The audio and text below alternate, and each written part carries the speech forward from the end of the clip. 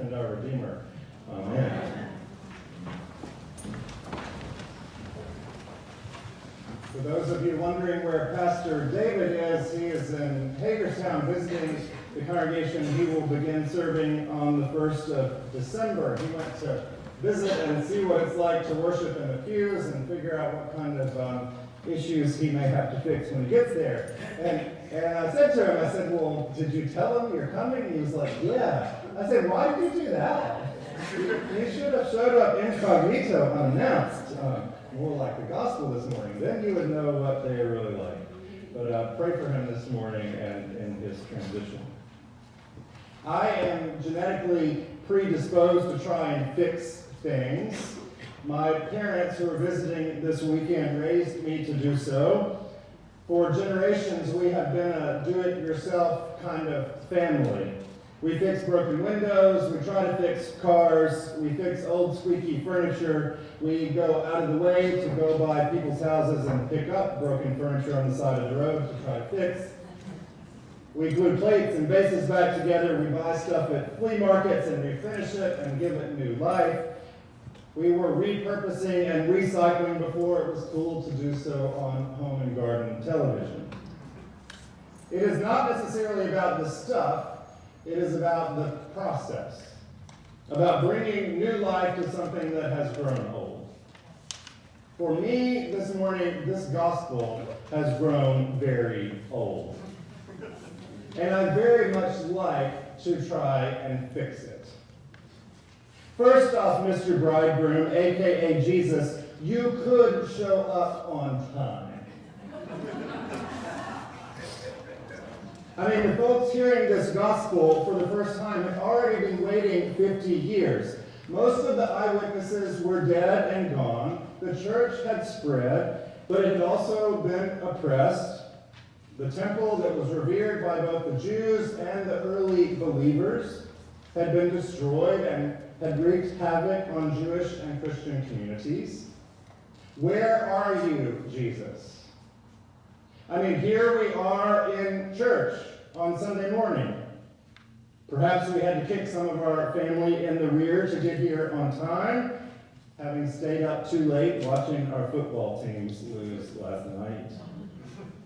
You might have been running late because you had to iron your outfit. You wrote your checks, I hope. You put on your makeup and coiffed your hair. Perhaps even we got here a few minutes early to enjoy the beautiful prelude and some quiet time in the pew. At least you, Jesus, could be on time. I mean, look at the situation in the world, Jesus. We are as ready as we are going to get for your second coming, and the problems we have are beyond our human fixes. It feels like we have tried it all. If you come on down, Jesus, perhaps during the offertory will be lovely because there's going to be a trumpet-ish playing and a great solo. This would be a great fix to the gospel today. Then I came up with a second potential fix. The foolish bridesmaids could have just bought some more oil. If they had been on time in the first place, if you had Jesus, they wouldn't have run out, right? They just simply didn't know. They didn't know what they were in for, how long this was going to take. How could they have known? If they had stopped for oil on the way, you might have been on time, and then they would have missed you altogether. There's a third potential fix I came up with. Those who had enough oil could have shared the oil, but they were selfish. Those who have an abundance should share what they have. I mean, Jesus has said before, anyone who has two shirts should share the one they have with someone else. Anyone with food, do the same thing. Go sell everything you have and give it to the poor. Remember him saying that in Luke. Then a few verses later, Jesus will say, right in the same chapter, and call his disciples to feed the hungry and give something to drink to the thirsty and clothe the naked. And remember, when you visited the least of these, when you visited those in prison, you have done it to me. But the wise bridesmaids send the others away. in the middle of the night, when they know full well that the oil dealers are not open 24 hours a day, 7 days a week, 365. The announcement has been made already. The guy is around the corner, and the wise one sends their fellow bridesmaids away on a mission that they know is doomed. It could only be a selfish motive. And so here's my last potential fix to the parable. What would have happened if the foolish bridesmaids, the ones who ran out of oil, the ones who were unprepared, the ones who had no way of knowing what the future held or how long the bridegroom would make them wait, what if those bridesmaids had just waited there with their cold, dark, empty lamps in their hands? I mean, there were 5 lamps burning. And if you've got a gallon of oil, burning 10 wicks is going to use up that oil a lot faster than burning 5 wicks, right? And you can still see enough to know who's coming with 5 lamps as well as with 10. What if the wise bridesmaids had encouraged their friends to just sit and wait with them? Start singing the wedding march together. You don't need a whole lot of light to do that. Everybody knows the tune. The bridal party surely would have welcomed them into the banquet, happy to see them after all this time, no matter the state of their lamps. You don't need a lamp or light to hug someone or to dance and to eat. It's easier without the lamp in your hand anyway. Sure. We should all be as wise as we possibly can be. We should conserve our resources when we can. We should plan ahead within reason. And we should be kind and loving and pray and worship, prepared. But we should also be caring and giving.